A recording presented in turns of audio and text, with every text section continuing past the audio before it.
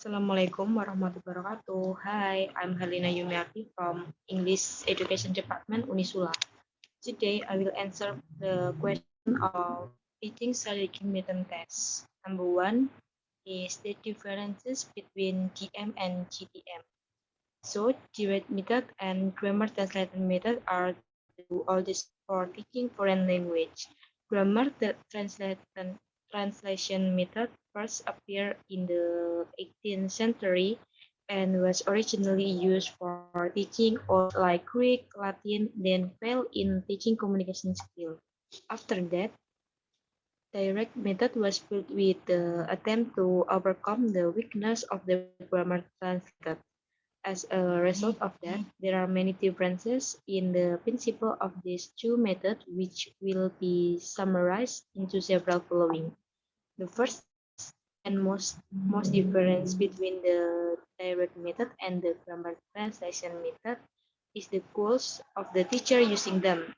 In grammar translation, the teacher's fundamental purpose is to help the student read and appreciate literature written in the target language.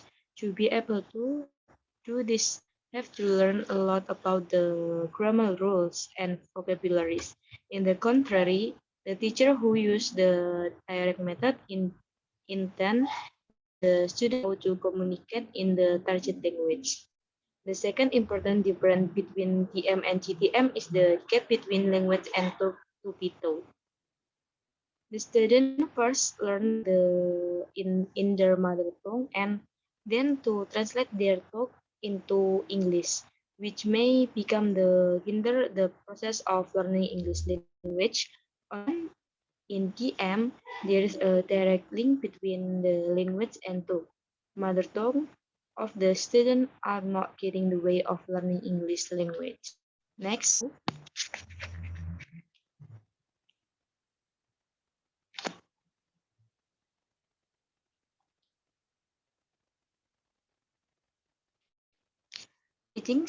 Teaching English, especially for children, should be enjoyable, interesting, repetitive, and understandable.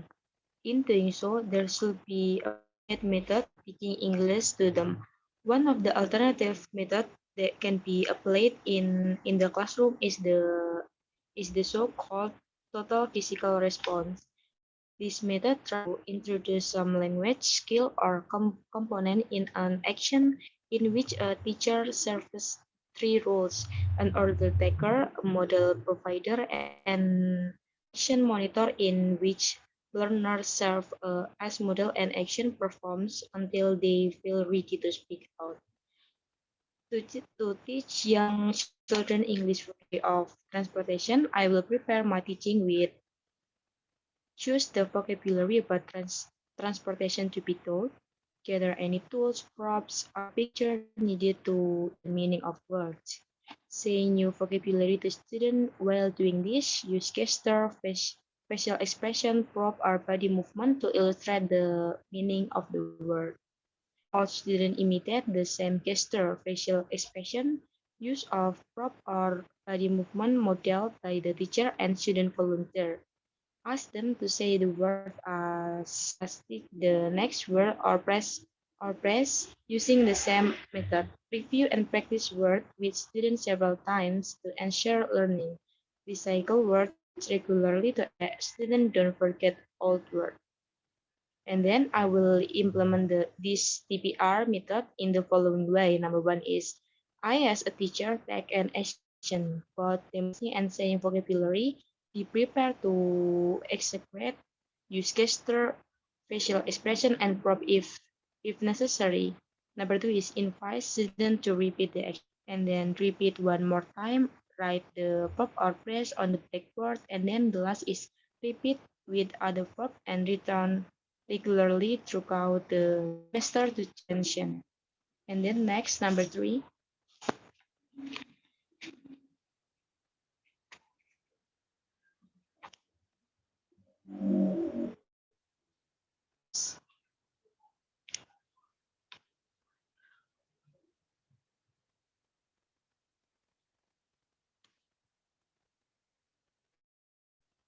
language learning or CLL, teachers try to teachers try to alleviate students' anxiety by acting as counselor rather than as teacher.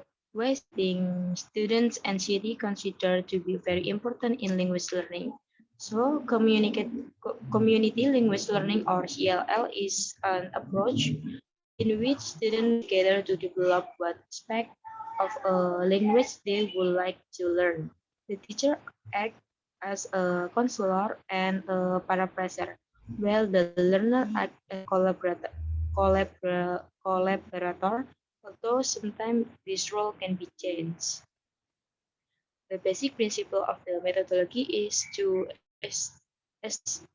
interpersonal relationship between the teacher and learner to facilitate learning. Community language learning was designed to ease the anxiety of language learner in educational context and promote group dynamic. In CLL, the aim is to involve the learner vulnerability. The teacher understands the fear of learner and vulnerability as they struggle to master another language. Alleviating anxiety considered to be very important in language learning because anxiety can affect student failure in learning. So the failure of language learning is not only in material or technology, but from the psychological side of children who have experienced anxiety. And then next number.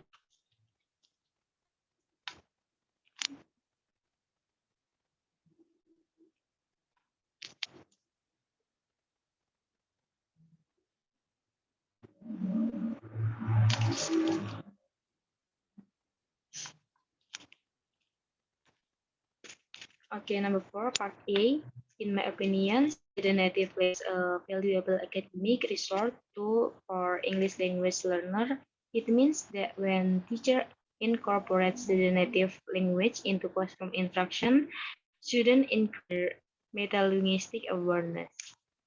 More academic content, increase their English proficiency, and have more well-developed identities and self-esteem. However, incorporating student native language into the classroom can be very difficult in multilingual classroom or in classroom in which the teacher only speak English. For it is a political and emotional debate due to its root in English as a national language. However, the use the use of student language can influence the success of English language learner in school system. Therefore, finding strategies that allow teacher to incorporate student native language in the classroom, even when the teacher does not speak the language, is a vital issue for educators today. Part B, the method which permit the use of the native language is GTM or grammar translation method. Up to the 19th century, second or foreign language were taught through grammar bilingual vocabulary list and translation exercise, since its fundamental goal is to help learners be able to read literature in the target language. GT exists on the literary language not to enable students to communicate verbally in the target language. And then the ones which don't permit the use of student native language is direct method and the audiolingual method. Advise that students should be taught a language directly without using the student language to explain new word or grammar in target language. However, unlike the direct method, the audiolingual method did not focus on vocabulary. Rather, the teacher drill student in the use of grammar. Part C yaitu the advantage and disadvantage of using and not using student native language for instruction. So teaching in their native language provides them with a solid foundation and easier development of enhanced thinking skill and concept that are clarified and organized. In addition, students are able to think in more abstract ways, and because learning math, science, social studies, as well as reading in their native language, background experience is being developed. Some disadvantage that may derive from teaching students in their native language include the fear of speaking English due to lack of practice and increased comfort speaking in their native, lack of immersion of instructor on and peers in the English language, which may slow down the process of English language acquisition, and children may hard time generating different words and concepts from other subject into English after being taught them in their own language. Okay, next slide.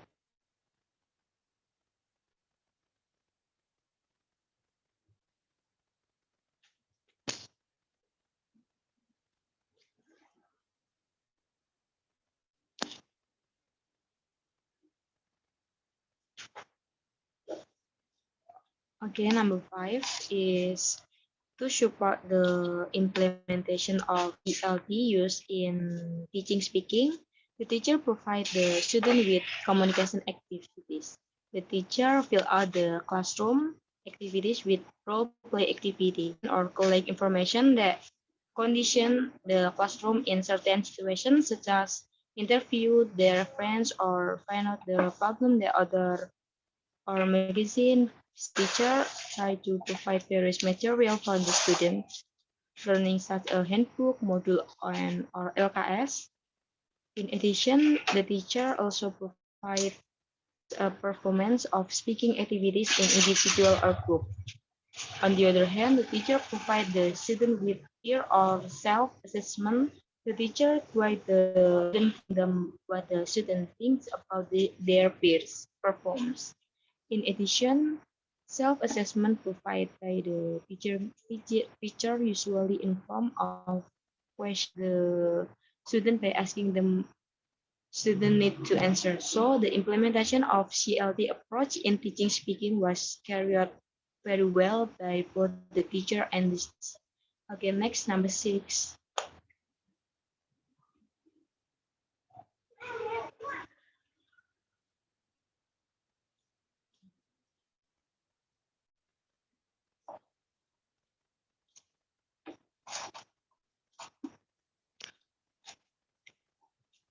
Okay, after watching YouTube videos, I will briefly explain a little bit. Okay, content-based language instruction is teaching English and teaching another subject area together in the same course.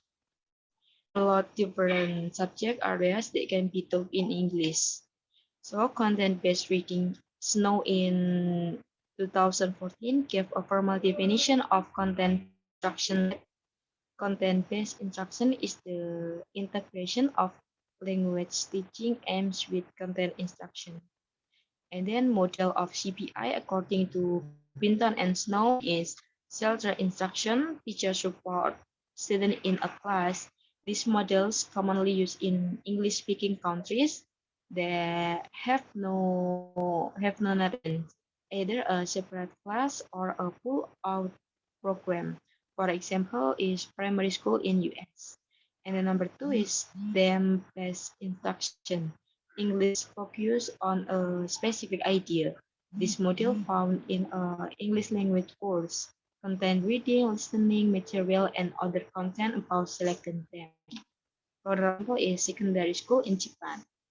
Number 3 is adjunct instruction.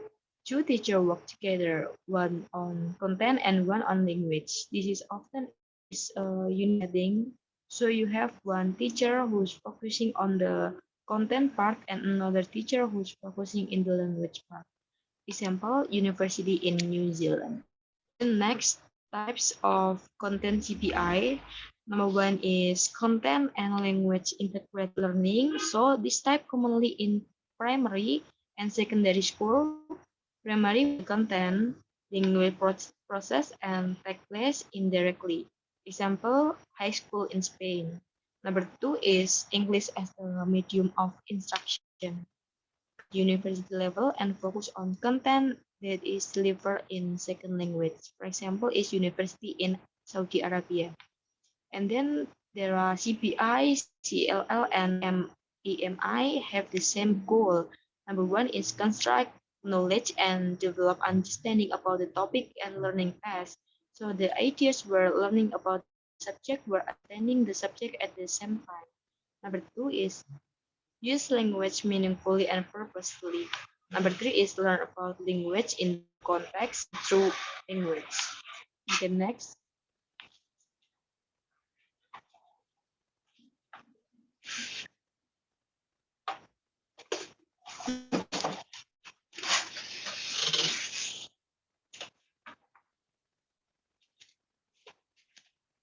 Okay, I think that's enough. Thank you for your attention, guys. Wassalamualaikum warahmatullahi wabarakatuh.